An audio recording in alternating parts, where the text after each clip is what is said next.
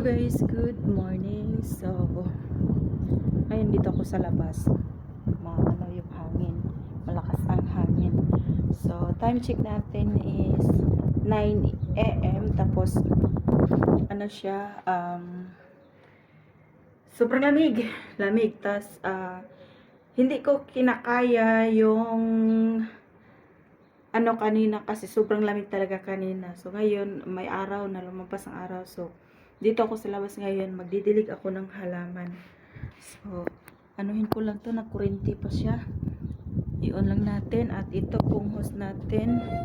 Doon yan. Oh. Sobrang haba niyan. Doon sa harapan. So, nakalungay ako ngayon kasi umaga pa naman. Tas basa yung buhok ko. So, simula doon sa ano kanina hanggang dito yung host ko. So, nakabukas na yan. Didiligan ko na yung mga halaman kong iwan ko. Ano tong halaman? Hindi ko alam anong pangalan. Yan. Yun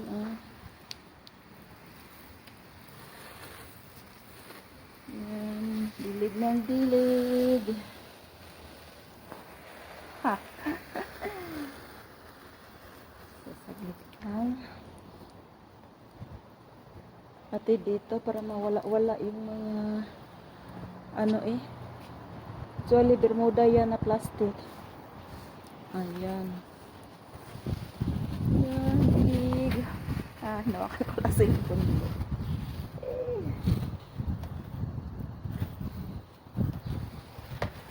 May sili po siya. Sili o atsal. Basta mataba yan siya na atsal. Sili naman tinatawag nila dito. Yan, yun na lang.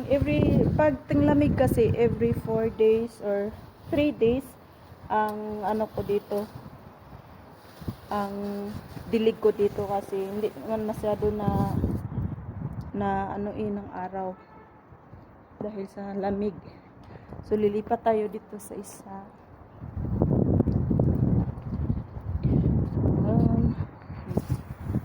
Binuksan natin yung pungango niya. Sobrang lakas talaga ng hangin Tingnan mo naman. Ayan.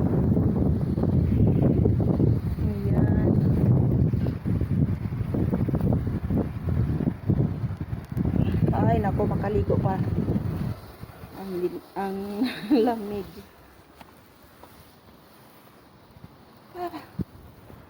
So, yan.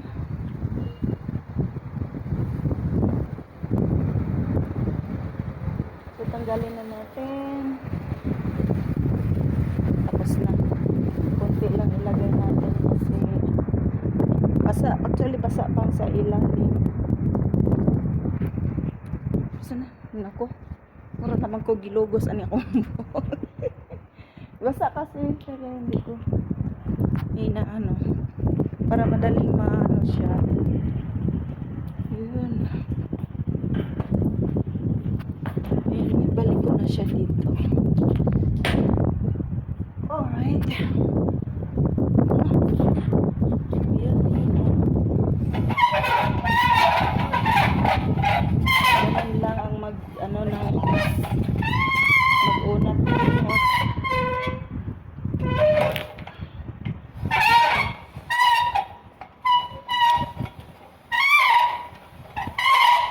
sobrang ingay.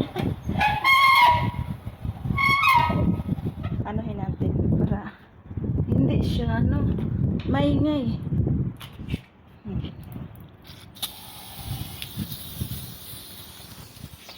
Lagyan na ng tubig para hindi maingay. At hindi tayo makadisturbo ng kapitbahay. Mahirap na makadisturbo. Ayan. Lumuwag na. Ayan. Ako pag mayroon ganito sa Pilipinas, so sakaling malayo yung tubig ko, bibili ako ng ganito Maganda tong ganito na posible magwala to sa Pilipinas. Mayroon to.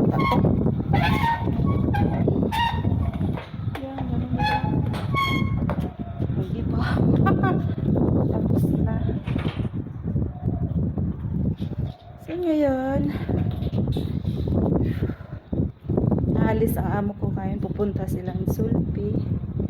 So, nagsabi na siya kasi kagabi na wag daw ako gagawa ng mainom niya sa agahan kasi paalis sila. Hindi ko alam kung saan sila aalis. Ngayon, pagising niya, sabi niya, pupunta sila Sulpi. So, nandoon siya sa loob. Nag-aayos pa. O siguro umalis na, hindi ko alam kasi hindi naman siya dadaan dito. Tapos anong oras na, hindi pa ako pumasok sa loob. Kasi wala na dito mga gamit niya, nandoon na lahat sa sa gate. Tapos yun na. So maraming salamat sa walang kwentang vlog na ako na pinapanood ninyo. So ganyan lang ang update. Ito pa rin si Busong Ligaw. Kahit padagdag ng padagdag at pataas ng pataas ang ating edad. Ito pa rin, nakangiti pa rin. O diba? Ganyan naman tayo mga OFW eh. Basta nasa harap ng camera masaya, pero sa likod huwag nang tanungin, baka makaiyak ka. Charot.